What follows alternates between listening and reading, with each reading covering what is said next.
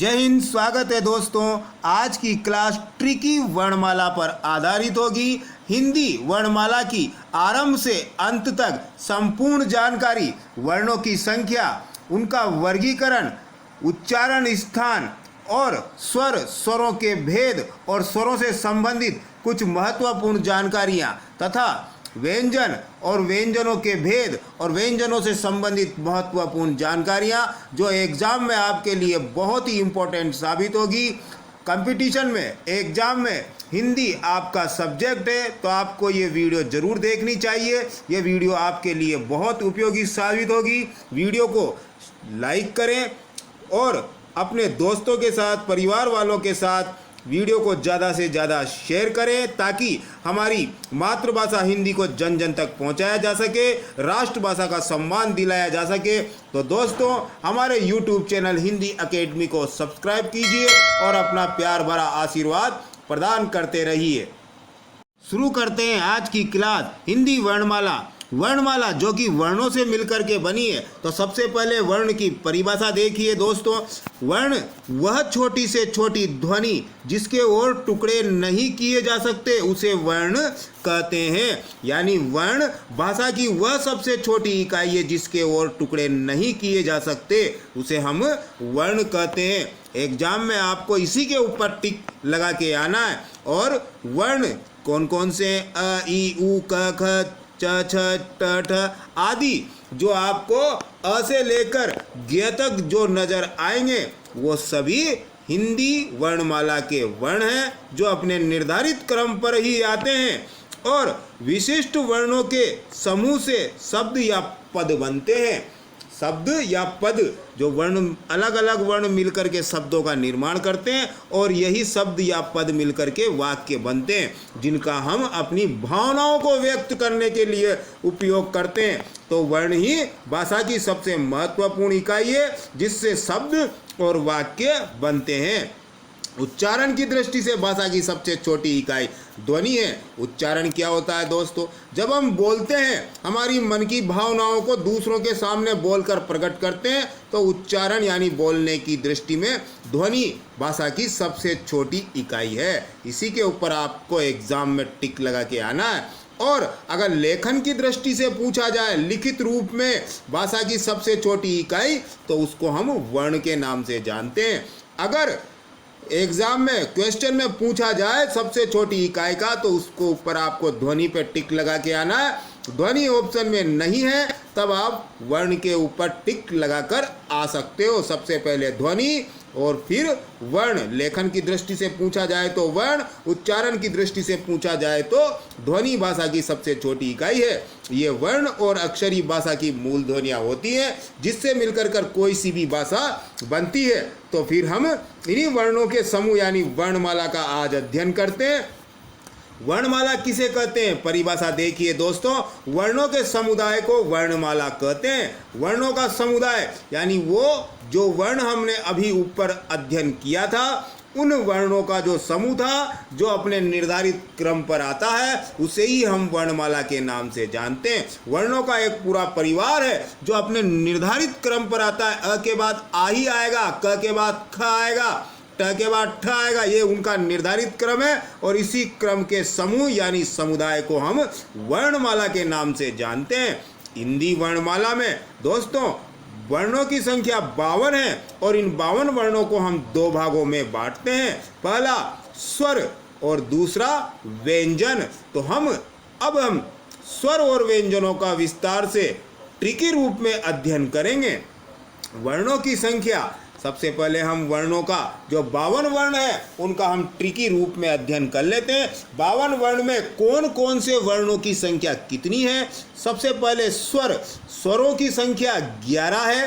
अ, आ, ई, उ, ऋषि, ए, ओ। ये 11 स्वर हैं। इन 52 में से 11 जाने के बाद 41 बचते हैं जिसमें नंबर 2 व्यंजन। व्यंजन के अंतर्गत ये 5 प्रकार है जिसमें से भी ये 3 प्रथम यानी स्पर्श व्यंजन, अंतस्थ व्यंजन, ऊष्म व्यंजन, ये मूल व्यंजन हैं जिनकी संख्या 33 है।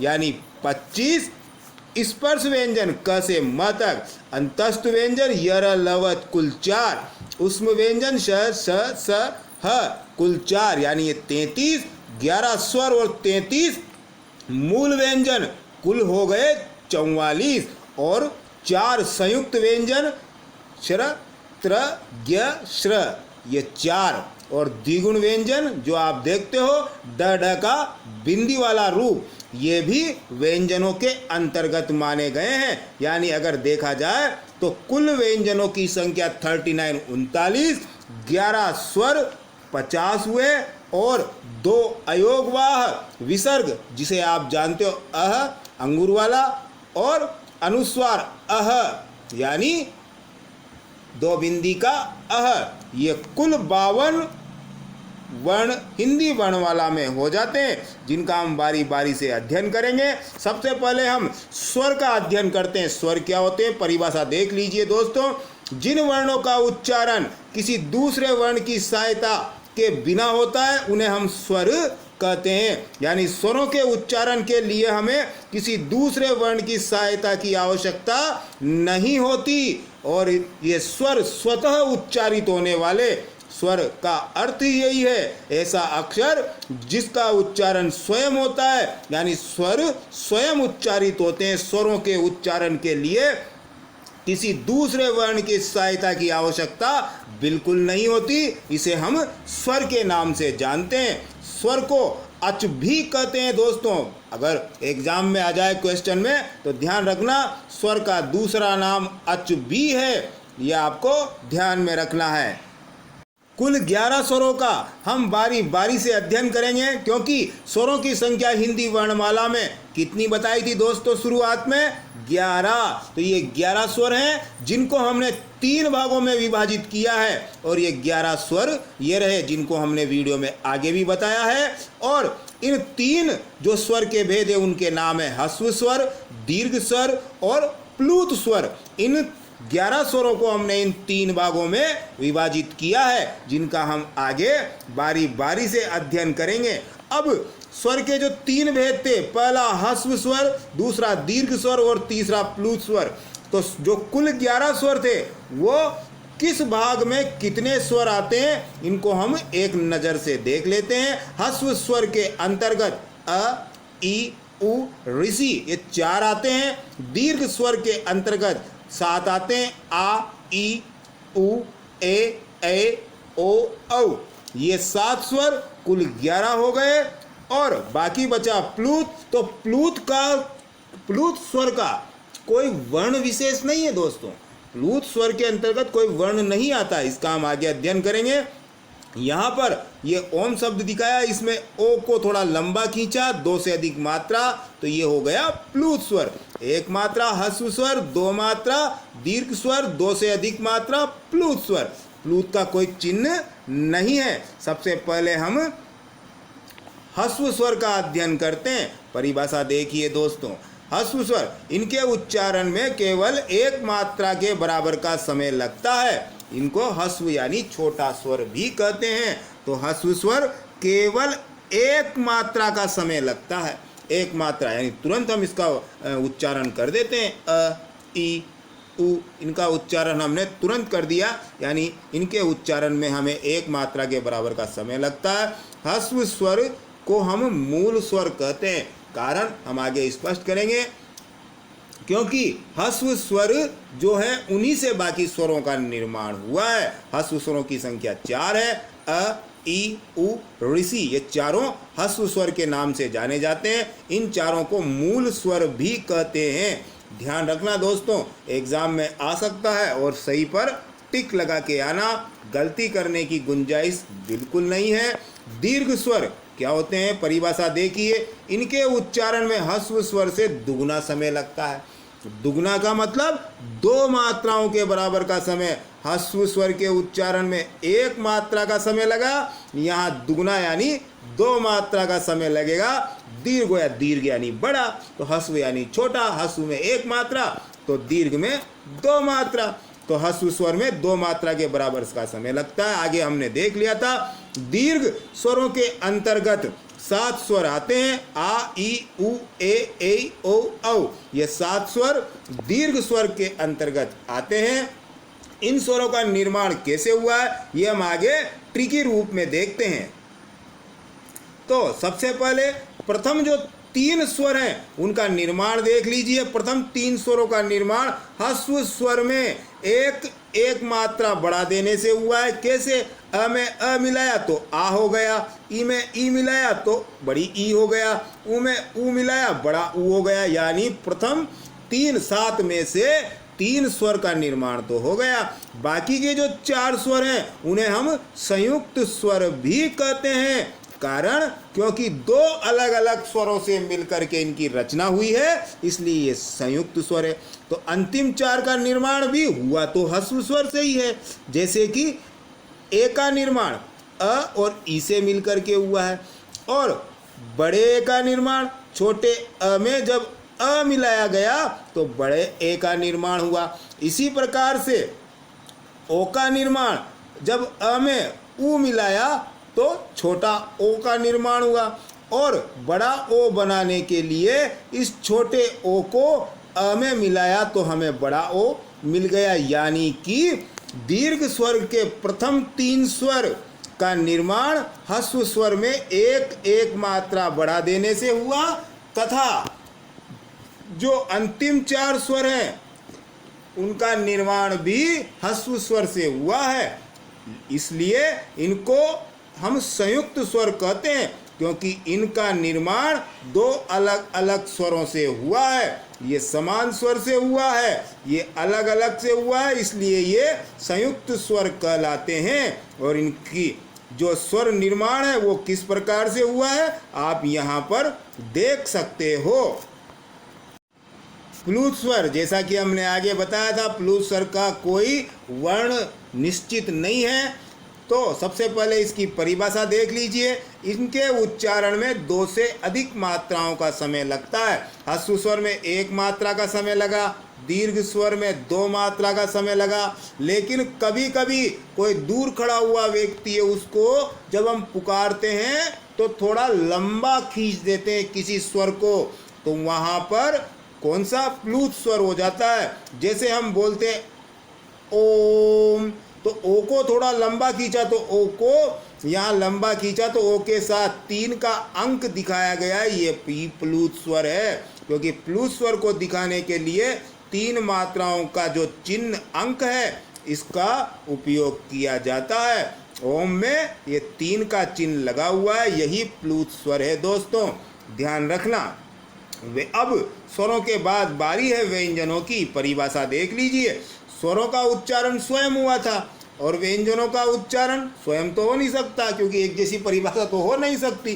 तो व्यंजनों का उच्चारण स्वरों की सहायता से होता है, यानी वे वर्ण जिनका उच्चारण स्वरों की सहायता से होता है उन्हें हम व्यंजन कहते हैं। जिन वर्णों का उच्चारण दूसरे वर्ण की सहायता से किया जाता है उन्हें व्यंजन कहते हैं। अब वर्ण तो केवल 2 ही हैं, एक तो है स्वर और एक है व्यंजन।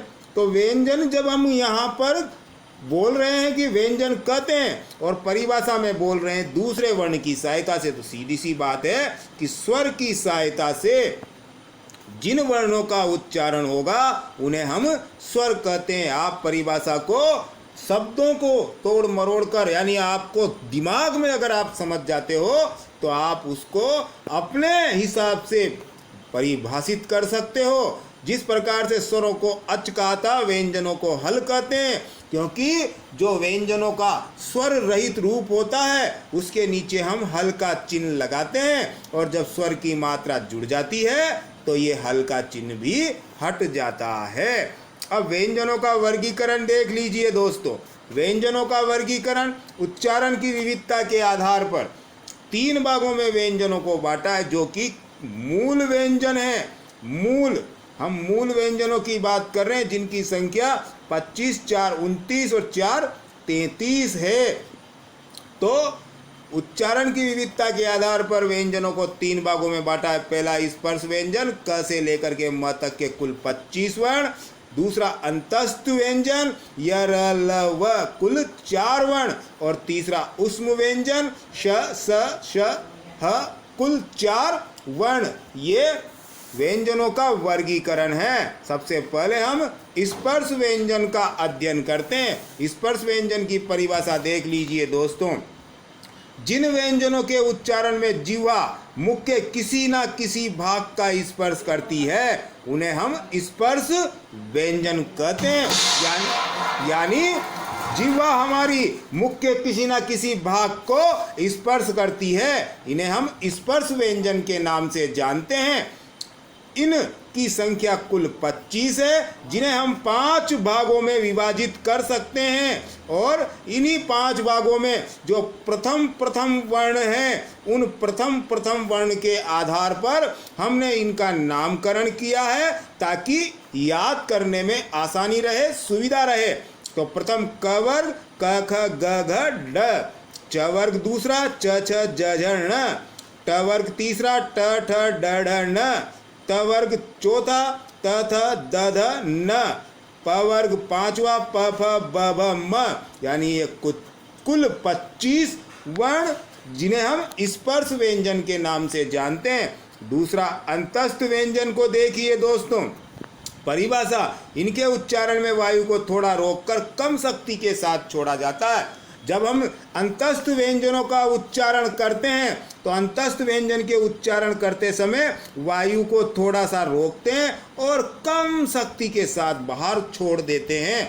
इन्हें हम अंतस्थ, यानी ऐसा लगता है ये फेफड़ों से यानी अंदर से इन व्यंजनों का उच्चारण हुआ है, इसीलिए इन्हें अंतस्थ व्यंजन कहते हैं। अंतस्थ व्यंजनों को यण भी कहते हैं, और ये अंतस्थ व्यंजन स्वर और व्यंजन के मध्य में स्थित होते हैं।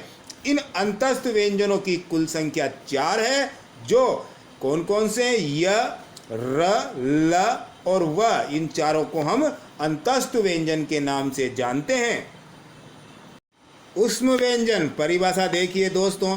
जिन व्यंजनों का उच्चारण करने के लिए वायु को धीरे धीरे रोककर रगड़ के साथ निकाल दिया जाता है उन्हें हम उष्म व्यंजन कहते हैं। रगड़ के साथ यानी रगड़ खाते हुए ये व्यंजन बाहर निकलते हैं मुंह से।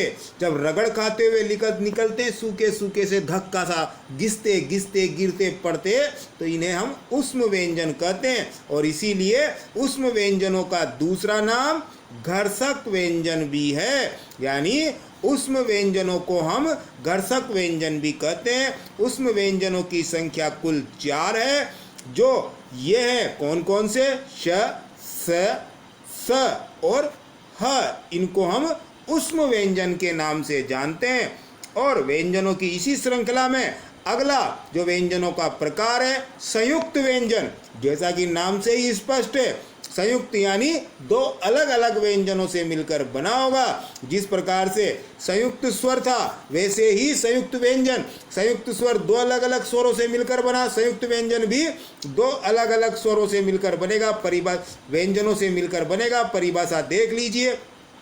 2 अलग अलग व्यंजनों के योग से बने व्यंजन को हम संयुक्त व्यंजन कहते हैं। यानी संयुक्त व्यंजन वो होते हैं जो 2 अलग अलग व्यंजनों से मिलकर के बनते हैं, 2 अलग अलग से मिलकर बने, इसलिए इनको हम संयुक्त व्यंजन के नाम से जानते हैं।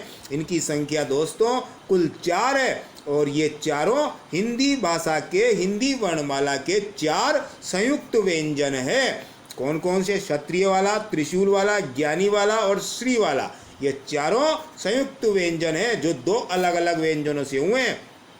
सबसे पहले स्र का हम देखते हैं। क्षत्रिय वाले का निर्माण क हलंत वाला स्वर रहित और श षटकोण वाला, इन दोनों के योग से हुआ है। और पीछे वाला जो वर्ण है वो स्वर सहित है, आगे वाला वर्ण स्वर रहित है, और इससे मिलकर के क्षत्रिय वाले का निर्माण हुआ है। त्र का निर्माण कैसे हुआ है?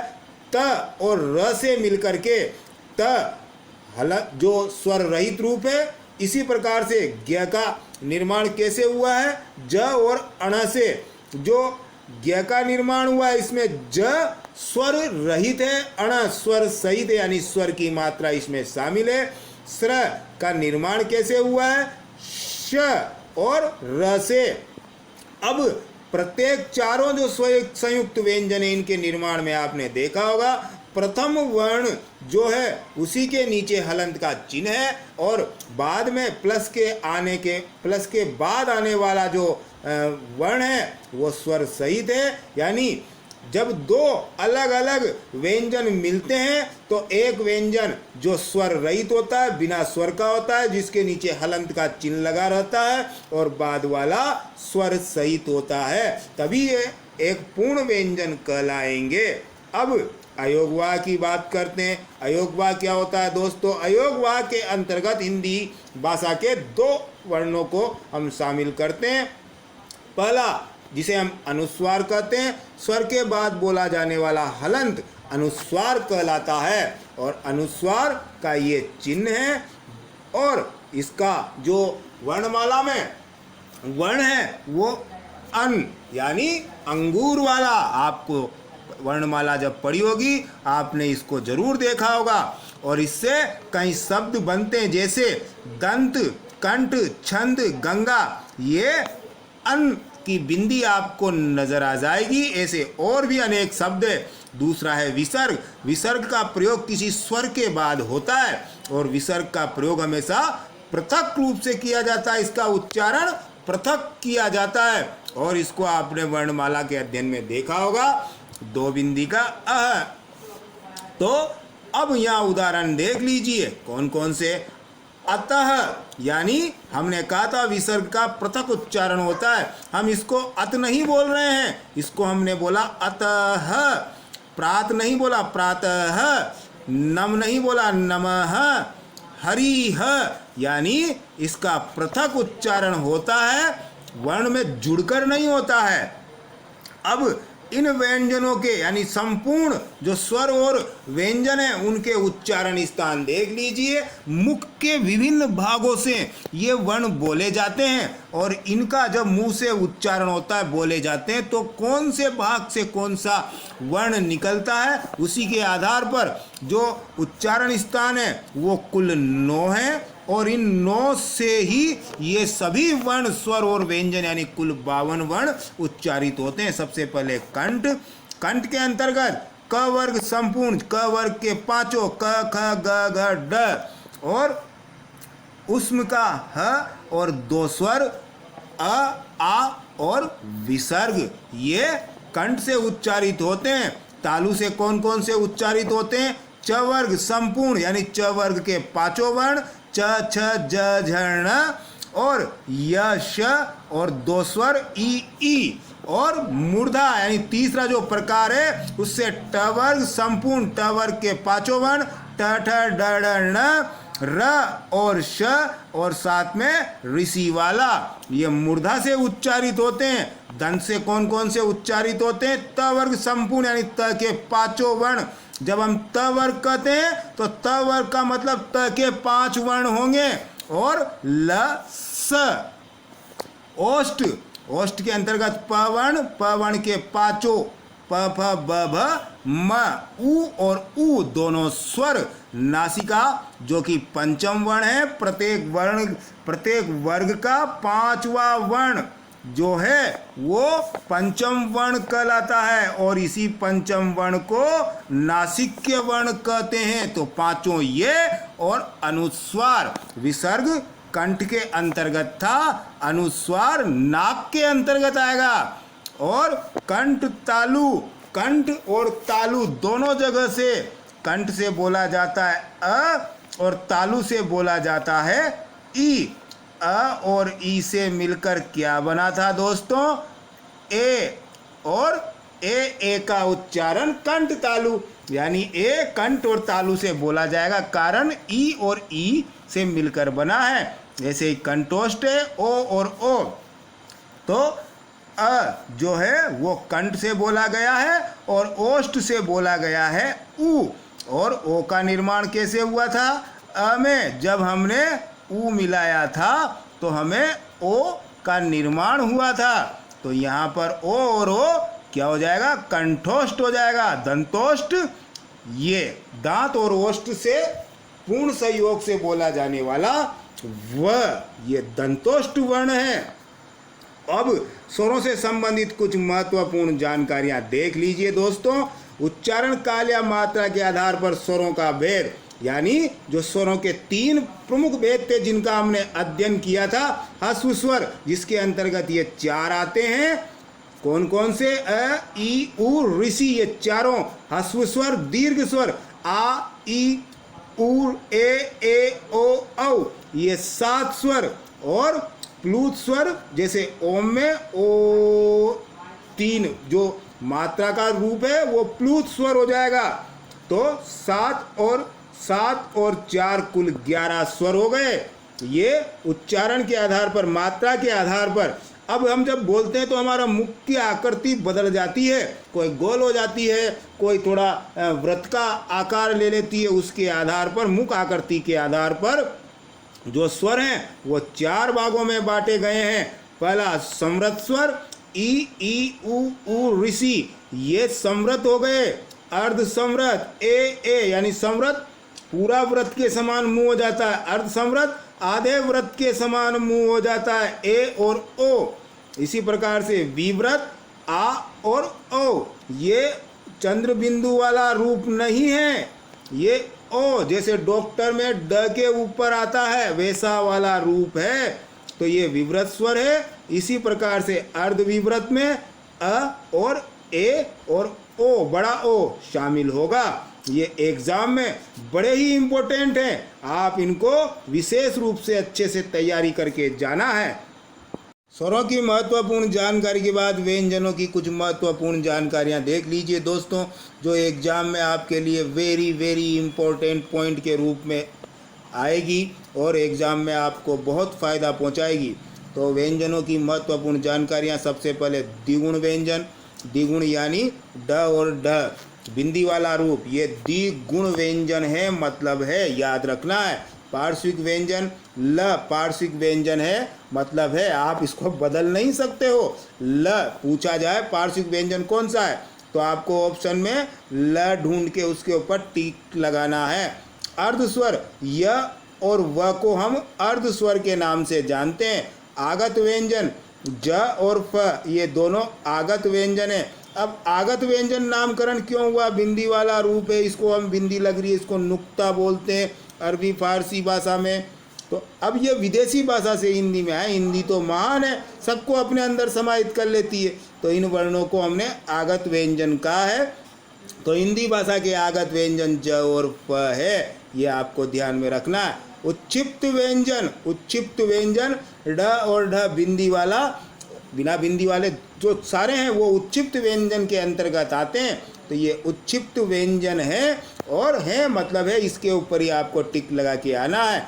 नासिक्य व्यंजन ड ण न म, ये नासिक्य यानी पंचम वर्ण है। प्रत्येक वर्ग का अंतिम वर्ण 5वां वर्ण क्या होगा? नासिक्य, नाक से उच्चारित होने वाला। लुंठित या प्रकंपित व्यंजन र को बोलते हैं, याद रखना। प्रकंपित व्यंजन ये र मतलब र ही है, ये ध्यान रखना। और काकल्य या स्वयांत्रीय व्यंजन किसको कहते हैं? ह को। स्वयांत्रीय काकल्य का मतलब ह, ऐसा लगता है कंठ के नीचे यानी फेफड़ों के वहाँ से इसका उच्चारण हो रहा है, तो ह काकल्य व्यंजन है, मतलब है। ये आपको ध्यान में रखना है, भूलना नहीं है, क्योंकि एग्जाम में ये बहुत उपयोगी साबित होगा। स्वर तंत्री में कंपन के आधार पर वर्णों के भेद देख लीजिए दोस्तों। हमारे गले में 2 झिल्लियां हैं, और ये दोनों झिल्लियां जब हम वर्णों का उच्चारण करते हैं तो वायु के वेग से ये कांप करके बजने लगती है। इन्हीं को हम स्वर तंत्री कहते हैं, तभी तो हमारा स्वर गूंजता है। अगर ये झिल्लियाँ नहीं होती तो हमारे शब्द बाहर नहीं आ पाते। जब हम बोलते हैं तो वायु का वेग जो इन झिल्लियों से टकराता है, जिससे ये बजने लगती है और आवाज़ साउंड उत्पन्न होता है, इन्हीं को हम स्वर तंत्रियाँ कहते हैं। तो स्वर तंत्रियों में कितनी गूंज होती है, कम होती है, अधिक होती है, उसके आधार पर व्यंजनों को 2 भागों में बांटा गया है। पहला सघोष, दूसरा अघोष, और इन दोनों का हम बारी बारी से अध्ययन करते हैं। सबसे पहले सघोष वर्ण को देख लीजिए दोस्तों। सघोष सघोष के अंतर्गत परिभाषा देखिए, जिन वर्णों के उच्चारण में स्वर तंत्रियों में कंपन पैदा होती है उन्हें सघोष कहते हैं। अरे नाम से ही स्पष्ट है, सघोष यानी घोष के साथ, यानी स्वर तंत्रियों में गूंज होगी, कंपन होगी, कंपायमान होंगे, सघोष यानी जिन वर्णों के उच्चारण में स्वर तंत्रियों में कंपन गूंज पैदा होगी, स्वर जो गले की दोनों झिल्लियां है वो भरभरा के हिलेगी, साउंड उत्पन्न करेगी जोर से, तो वो होगा सघोष वर्ण। तो सघोष वर्ण के अंतर्गत कौन कौन सा वर्ण आते हैं? प्रत्येक वर्ग का 5 वर्ण बनाए थे हमने, क च ट त और प वर्ग। तो इन पांचों वर्गों के तीसरा, चौथा, पांचवा वर्ण और साथ में अंतस्थ व्यंजन संपूर्ण सभी स्वर और ड ढ बिंदी वाला और ह, ये सारे किसके अंतर्गत आते हैं? सघोष वर्ण के अंतर्गत आते हैं। तीसरा, चौथा, पांचवा वर्ण देख लीजिए, ये 3, ये 3, ये 3, ये 2 और 1, ये 3, ये 3 और य र ल व, ये चारों अंतस्थ व्यंजन ड ढ ह, ये और ये सभी स्वर नीचे दिए हुए हैं, ये 11 स्वर, यानी ये सब सघोष ध्वनियों के अंतर्गत आते हैं। अब अघोष ध्वनियों को देख लीजिए दोस्तों। अघोष ध्वनियों के अंतर्गत बाकी जो बचे, कौन सा बचा? प्रत्येक वर्ग का पहला और दूसरा व्यंजन। परिभाषा देख लीजिए पहले, जिन वर्णों के उच्चारण में स्वर तंत्रियों में गूंज उत्पन्न नहीं होती, जब वहाँ सघोष में गूंज उत्पन्न हुई थी तो अघोष में गूंज उत्पन्न नहीं होगी, सीधी सी बात है, उसका विपरीत ही तो होगा। तो सघोष में गूंज उत्पन्न हुई, अघोष में गूंज उत्पन्न यानी कंपन ज़्यादा नहीं होगा, अघोष वर्ण कहेंगे।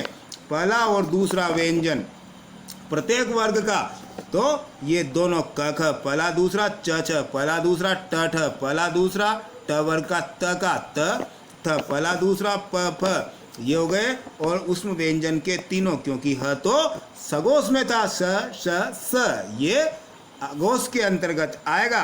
अब श्वास की मात्रा के आधार पर जब हम वर्णों का उच्चारण करते हैं तो वर्णों के उच्चारण में श्वास की कितनी मात्रा का हम काम में लेते हैं, उस श्वास की मात्रा के आधार पर वर्णों के भेद देख लीजिए दोस्तों। सबसे पहले अल्प प्राण। अल्प प्राण नाम से स्पष्ट है, जिन वर्णों के उच्चारण में श्वास वायु कम मात्रा में लगती है, अल्प यानी कम मात्रा में लगेगी, उन्हें हम अल्प प्राण ध्वनियाँ यानी अल्प प्राण वर्ण कहते हैं। अल्प प्राण के अंतर्गत कौन कौन से आते हैं? प्रत्येक वर्ग का पहला, तीसरा, पांचवा, यानी एक छोड़कर एक, पहला, तीसरा, पांचवा वर्ण और अंतस्थ व्यंजन, ये किसके अंतर्गत आते हैं? अल्प प्राण के अंतर्गत। तो पहला, तीसरा, पांचवा, इसी प्रकार से च वर्ग के, ट वर्ग के, त वर्ग के और प वर्ग के, और ये चारों य र ल व अंतस्थ व्यंजन अल्प प्राण के अंतर्गत आते हैं। महाप्राण देख लीजिए दोस्तों, जिन वर्णों के उच्चारण में श्वास वायु अधिक मात्रा में लगती है उन्हें महाप्राण वर्ण कहते हैं। अल्प प्राण में श्वास वायु कम मात्रा में लगी थी तो महाप्राण में क्या होगा? श्वास वायु में लगेगी, उन्हें हम महाप्राण वर्ण कहते हैं। महाप्राण के अंतर्गत कौन कौन आते हैं? प्रत्येक वर्ग का दूसरा और चौथा व्यंजन महाप्राण के अंतर्गत आता है, साथ में उष्म व्यंजन चारों महाप्राण के अंतर्गत आते हैं। तो दूसरा और चौथा, क वर्ग का ख और घ, दूसरा और चौथा, च वर्ग का छ और झ, दूसरा चौथा, इसी प्रकार से ट वर्ग के और त वर्ग के और प वर्ग के, फ और भ, ये दूसरा और चौथा व्यंजन है। और उष्म व्यंजन चारों श, स, स और ह। अब जो हिंदी वर्णमाला है उसमें जो कुछ विशेष वर्ण है जो उनको उसी रूप में हम पहचानते हैं, उनका भी हम ट्रिकी रूप में अध्ययन करते हैं। सबसे पहले पार्श्विक व्यंजन, ल को हम पार्श्विक व्यंजन कहते हैं, आगे हमने देखा है ल पार्श्विक व्यंजन है, मतलब पार्श्विक व्यंजन है, इतना आपको ध्यान में रखना है। तो पार्श्विक की परिभाषा क्या है? जिस व्यंजन का उच्चारण करते समय श्वास जब हम छोड़ते हैं बोलते समय, ये श्वास जीभ के बगल से होकर गुजर जाती है, उसे हम पार्श्विक व्यंजन कहते हैं। पार्श्विक पार्श्व यानी साइड, बगल, तो पार्श्विक यानी साइड से होकर निकलने वाला पार्श्विक, तो बगल से गुजर जाती है वायु, उसे हम पार्श्विक व्यंजन कहते हैं। लुंठित या प्रकंपित व्यंजन, र है मतलब है, लुंठित व्यंजन, प्रकंपित व्यंजन। परिभाषा देख लीजिए, जिस व्यंजन के उच्चारण में जीवा की नोक वायु की रगड़ खाकर कांपती रहती है उसे प्रकंपित व्यंजन कहते हैं। यानी जब हम इन र का उच्चारण करते हैं तो हमारी जो जीवा है उस जीवा की नोक वायु से रगड़ खा के कांपती है, ऐसा प्रतीत होता है, तो इसको हम प्रकंपित यानी कंपन सा करती हुई जीव के रूप में हम जानते हैं। अब संघर्षी व्यंजन, ज और फ संघर्षी व्यंजन है। संघर्षी क्या होता है? जिन व्यंजनों के उच्चारण में ये श्वास वायु मुख अवयवों से रगड़ खाते हुए बाहर निकलती है, यानी जो श्वास बोलते, जब हम वर्णों को बोलते हैं तो ये श्वास मुख अवयव यानी दंत, ओष्ठ, कंठ, तालु, मुर्दा कहीं ना कहीं रगड़ खाते हुए बाहर निकलती है, इसलिए इन्हें हम संघर्षी व्यंजन कहते हैं। रगड़ खाते हुए निकलती है यानी संघर्ष, युद्ध करते हुए बाहर आते हैं ये व्यंजन। स्पर्श संघर्षी कौन कौन से आते हैं स्पर्श संघर्षी के अंतर्गत? च, छ और ज, झ, ये चारों स्पर्श संघर्षी व्यंजन कहलाते हैं। क्यों कहलाते हैं? परिभाषा देख लीजिए, जिन व्यंजनों के उच्चारण में वायु पहले किसी मुख अवयव से स्पर्श करती है, फिर वो वायु रगड़ खाते हुए बाहर निकलती है, रगड़ तो खाएगी तभी तो संघर्षी है। संघर्षी में भी रगड़ खाई थी और स्पर्श संघर्षी में पहले स्पर्श करा था, वायु ने मुख के किसी ना किसी भाग को स्पर्श किया, कंठ, तालु, मुर्दा किसी को भी स्पर्श किया हो, फिर वो वायु धीरे धीरे रगड़ते रगड़ते घसीटते घसीटते मुंह से बाहर निकलती है। इसलिए पहले स्पर्श करा फिर संघर्ष करा, इसलिए स्पर्श संघर्षी च, छ, ज, झ चारों स्पर्श संघर्षी व्यंजन है।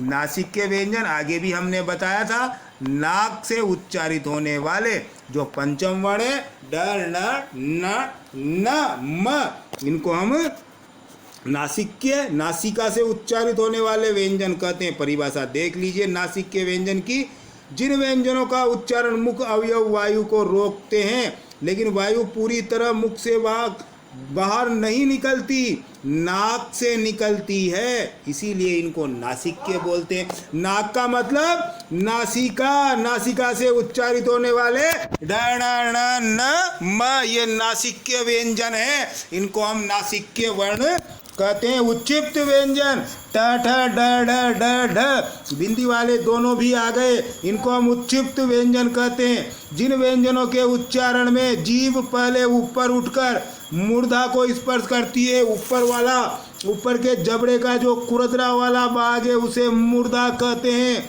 तो उच्चिप्त यानी इन व्यंजनों के उच्चारण में जीभ पहले ऊपर वाले, ऊपर के जबड़े का वो जो खुरदरा स्थान है मूर्धा, उसे स्पर्श करती है, फिर वायु झटके से बाहर आ जाती है, जीभ वापस बाहर आ जाती है, तो उसे हम उच्छिप्त यानी उछलते हुए वर्ण कहते हैं। ट, ठ, ड, और बिंदी वाला ड यानी द्विगुण व्यंजन, इनको हम उच्छिप्त व्यंजन के नाम से जानते हैं।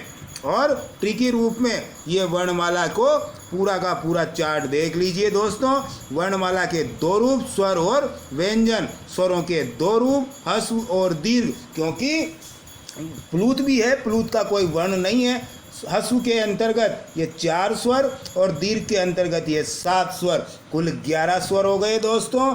इसी प्रकार से व्यंजन, व्यंजन के जो रूप हैं, स्पर्श व्यंजन 25 ये और 2 द्विगुण बिंदी वाले। अंतस्थ व्यंजन के अंतर्गत 4, ऊष्म व्यंजन के अंतर्गत 4, संयुक्त व्यंजन के अंतर्गत 4, आगत व्यंजन के अंतर्गत जफ 2 और 2 अयोगवाह अन अह, कुल 52 वर्ण हो गए हिंदी भाषा में, यानी वर्णमाला में कुल 52 वर्ण। दोस्तों वीडियो कैसी लगी कमेंट में ज़रूर बताएं और वीडियो को अपने परिवार वालों, दोस्तों के साथ ज़्यादा से ज़्यादा शेयर करें, ज़्यादा से ज़्यादा लाइक करें और आपका प्यार सपोर्ट प्रदान करते रहिए। हमारे यूट्यूब चैनल हिंदी अकेडमी को सब्सक्राइब कीजिए, घंटे के बटन को दबाइए ताकि हमारे आने वाली वीडियो आपको मिलती रहे। जय हिंद, वंदे मातरम।